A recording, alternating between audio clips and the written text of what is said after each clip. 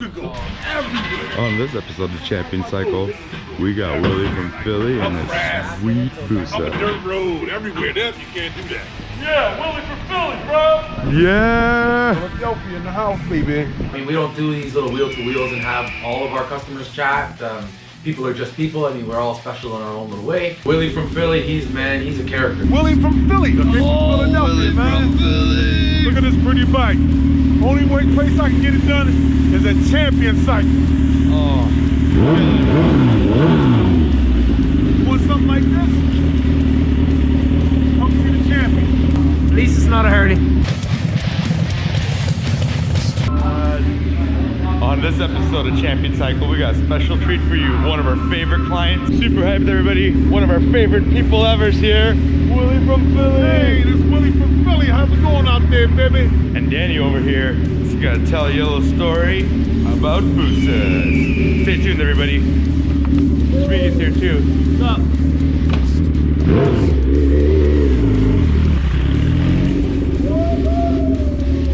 Hey guys, welcome back to another episode of Champion Cycle. On this episode, we got a little treat for you guys. One of our good customers, return customers. He's been coming to us for a little bit now. We call him Willie from Philly. He's quite the character. I mean, we don't do these little wheel-to-wheels and have all of our customers chat. They can make a cartoon out of Willie from Philly. So yeah, we definitely thought we were gonna grab him and get him in some video chat and go through some questions with him and get him to chat to y'all. Let you know what's up from Willie from Philly's perspective. Stay with us, guys. This is gonna be a good one. So what's your favorite thing about Busa life, bro, for real? Oh, man. You know, the speed. Plus it's stretched. So it feel really good for a tall, big dude like me. You know what I mean? So the bike is longer and stretched out, so it makes it look better. Does the front wheel pop up on you? Does the front wheel want to go up at all? It want to go up, It but still does, yeah. It still want to go up, but since it's stretched. And I mean, everybody, our man Willie's slick, like it still wants to go up. So Yeah, when I weigh 300 pounds. This bike do not pop up. You got to stretch. It's very fast, very pretty. It's ready for the summer. So Willie from Philly, he's one of the smart ones. I mean, everybody knows America is the king of the world. But Willie is smart because Willie said, you know what? I want to soup up my bike. I want to do a couple things. He's not doing nothing crazy. He's not doing fat tire kits, turbos, crazy swing arms and airbrushing and some of the other stuff that we've done over time and engine builds. And he's not doing none of that crazy stuff, but he still said, you know what? I want to spend some moderate money on my bike. I want to trick out my bike, make it personalized to my perspective, make it look like me. Literally, the bike looks like him. And he said, I want it to reflect who I am. I want to spend a little bit of money, not go crazy. I'm going to spend that money out here in America. But Willie from Philly sat down and thought to himself, you know what? At 35, almost 40% to the dollar, that $5 grand in America dollars, I might as well take that $5 grand and bring that to Canadian dollars, and all of a sudden, I'm getting an extra $1,000 plus on my investment. Nowhere in Canada, but Champion Cycle. They're the champion, baby. Look at this big bad Busa, baby. yeah. So I mean, that's some smart thinking. And I mean, he's only in Philly, so that's a day's drive away or less. I mean, we have a lot of customers that come here from Detroit. They come here from Indiana. They come here from Michigan. They come here from Buffalo. They come here from all these neighboring border town states in Freedom Country because they know they're getting extra money for their money. So I mean, it's a little smart way to look at it. So Willie man came down and he said, you know what? I want to paint my bike. I want to make it custom white pearl. I want to stretch the bike. I want to powder coat the wheels to match. I want to do some rear sets. I want to do some trick billet parts. I want to do some custom decaling. I want to do a nice little shorty pipe. I want to make sure it all runs at the end of the day. So let's dyno tune it, put an air filter, do whatever little bolt-on power mods we can get out of the Busa, squeeze what she got out of her. When he bought the bike, it was just a used first gen older Busa. It was mildly modified, pretty poorly. And Willie from Philly had a little slip up. Bike kind of hit the ground right after he got it. And then he thought, you know what? It's time for me to make it my own. And that was it, man. The rest is history. Do you have a photo of it from before it came here to Champion? No, I don't have a photo of it before, but So we just got the after, but I was gonna say we can insert a photo here, but just got This is the all you after. got. Yeah, It's already the after here, Yup. so That's it's all we already need, perfect. you know? So It started looking like this once I bought it here. It was Yeah. one-stop shop. oh, Drop it off. Poof, there it is. Interesting fact about the Busa. So the biggest bike in its day, like the fastest, it was the king for a short time, but it was the king, was the Honda Blackbird. Now the Honda Blackbird was Honda Blackbird 1100 XX. That's kind of their little logo. That's what they went through. Blackbirds, they were made for quite a while. But back in 99 and around that era, 98, that was the bike.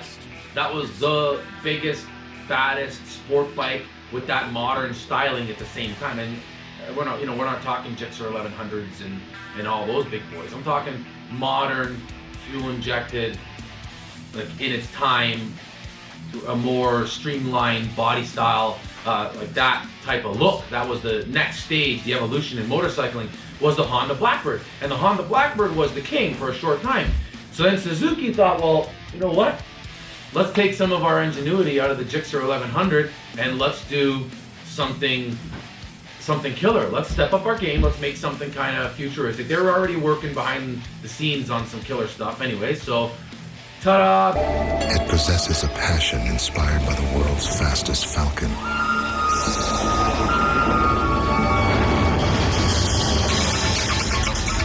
And a history that could only come from Suzuki.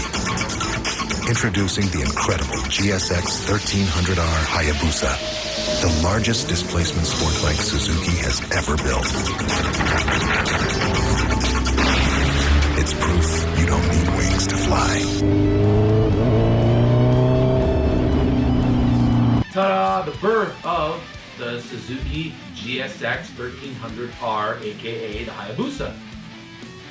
This is the fun fact, which is pretty cool. I find it amazing. So, a Hayabusa is a type of bird. In Japan, the Hayabusa bird, its main feed, its main source of food is the blackbird. It eats the blackbird. That's literally what the Hayabusa bird eats. It eats the blackbird. So Suzuki literally dropped the bomb, named this bike the Hayabusa, meaning blackbird eating bird, because the king at the time was the Honda Blackbird. I mean, like that's a real kick in the nuts, slap in the face from Suzuki to Honda, and from then on, the Busa just went on a steady climb. Kawasaki had the ZX12R Ninja. It was always kind of close, but the Busa was lighter, and they made roughly the same power, but the Busa was lighter and cheaper to modify, And the Suzuki rang king. ZX14 was born in 2006 upon the elimination of the ZX12 in 2005. The ZX14, when it came out, it was meant to be the king, but even then, the Gen 2 Busa came out in 08, and they were like, nah. They stepped up their game, a little bit of a big bore situation, some titanium valves, some moderate changes, and then eventually over the years you got Brembo brakes and ABS and all that other good stuff, modes and stuff like that. Hayabusa stepped up its game again, so you always had the Gen 1 ZX14, the Gen 2 Hayabusa, and they were still neck and neck, but the Hayabusa tended to be just on top because it was always a bit lighter. And then, boom, Kawasaki came in the game again with the Gen 2 ZX14, which up to date pretty much reigns supreme. Power to power, pound to pound, performance to performance. It was, different guys will give you their opinions, but facts are facts, and it was the bike, and it has been the bike when it comes to big bikes for quite a while. A lot of guys have a misconception that a lot of these bigger bikes can't handle, can't brake, aren't good for turning, aren't this, aren't that. They stick to a 600, stick to a 1000, but unless you've ridden one of these big boy bikes, you can't really talk. These big boy bikes, and again, I'm not going to keep talking about other big boy bikes. We're talking about the Busa here. The Busa came right out of the gate, really big, but fuel injected, good brakes. Like it's a bigger bike, but it has the brakes to make up for the size. It has the power to carry its weight. It looked cool for its time. It had a lot of information on the dash. Like it was moderately simple to work on. It was just a simple bike, and over the years things have changed. So let's get to the present. Present being the Gen 2 current model, which there's moderate changes going upwards, but it's pretty much the same model at this point, minus a couple little electronic upgrades and some differences in the engine. chassis-wise, it's about the same. You're getting a big bike, which scares a lot of people. The thing is, controlling the power is in your wrist. So I mean, whether you got a 600, 1000, 1300, or whatever, your wrist is controlling that power. You can choose how much to give the bike. If you're that kid that's gonna get on a 1300 and say it's got too much power, I mean, that's your wrist, that's the problem, it ain't the bike. That Busa will give you the sport handling, the sport touring comfortability. It'll give you the power, it'll give you the braking performance, it'll give you the fuel economy. You can take that thing and ride it from here to Tennessee to ride the mountains for the weekend, 2 days, 3 days, 5 days, and then ride it right back to town and go to work the next day, and you'll be fine. Your back shouldn't be hurting, etc., etc. You can do that on a 600, your spine will be broken. Like, it'll hurt. So the Busa all around, like, you're getting this big bike, but you're getting killer brakes. Especially now, the newer models come with Brembo radial mount calipers. Like, you're getting nice heavy pin front brake masters. You're getting ABS control. You're getting all the electronics, mode buttons for rain. You're getting the lightness. For the size of the bike, that bike is light. The power to weight, like, the bike weighs nothing compared to what it should weigh. That bike 20 years ago would have been double the weight. Like, there's a lot of technology and a lot of enhancements that can go into that bike. Now, what makes people love the Busa so much, aside from the facts that I just said, is you get a lot for your money.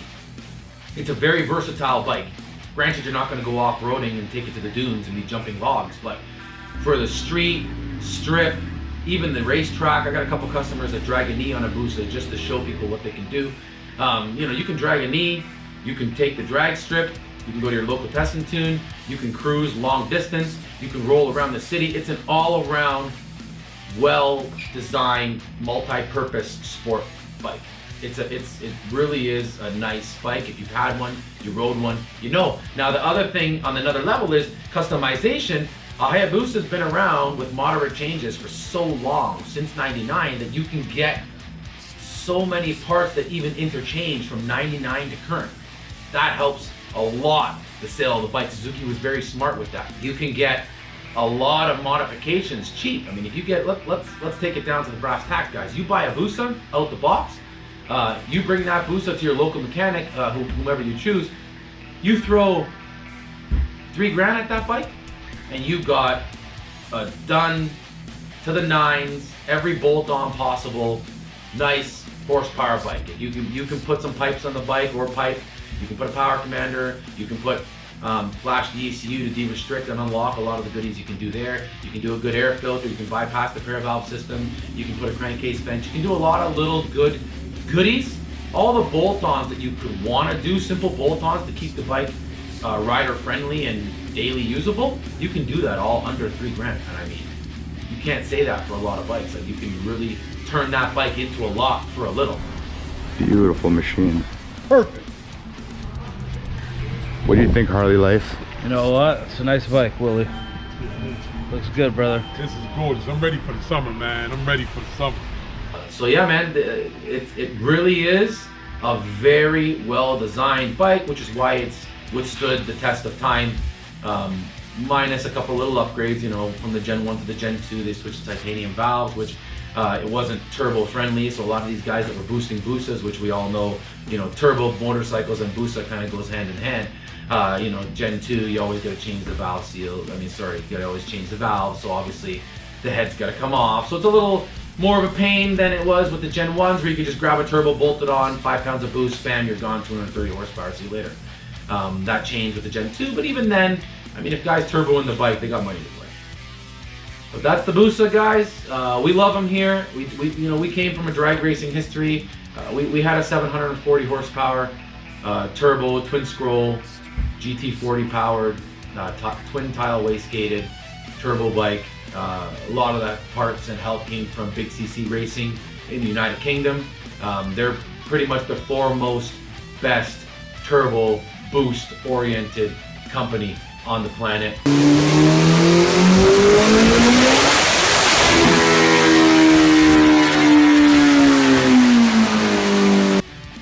You have a bunch of other good guys. There's NLR, there's DME, there's a whole bunch of other guys doing turbo stuff in America that are good, that really know what they're doing. But when it comes to fabrication and doing kits for various bikes, and you know, guys, Sean out in Big CC is designing a diesel bike at the moment. Like, it's just, they're next level. So yeah, if you guys are thinking Busa, you're thinking turbo, check out Big CC Racing. The Busa's a good bike, man. That's the bottom line. That's what I want you guys to take away from this. Hope you guys have enjoyed this video. Willie from Philly, he stole the show. Champion, baby. Champion. Champion number one. I couldn't have got this done nowhere in Canada. The champion. Danny's the man. Look at this pretty thing. Oh. I'm ready for this. I mean, we knew he would, which is why we made this video, just because we had to grab Willie from Philly and make sure you all got to meet him, because he's something special. Thanks again for tuning in, guys. I really appreciate all the likes, comments, and subscribes. Please don't forget, again, hit us up with a subscribe. You know we love and need that stuff.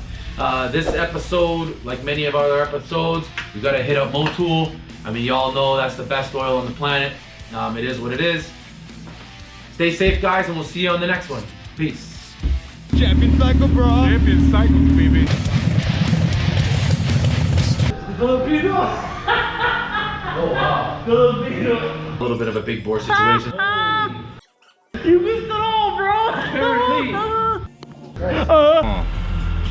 Killing that BMW game. And he's the only one of us with a proper fade during the apocalypse.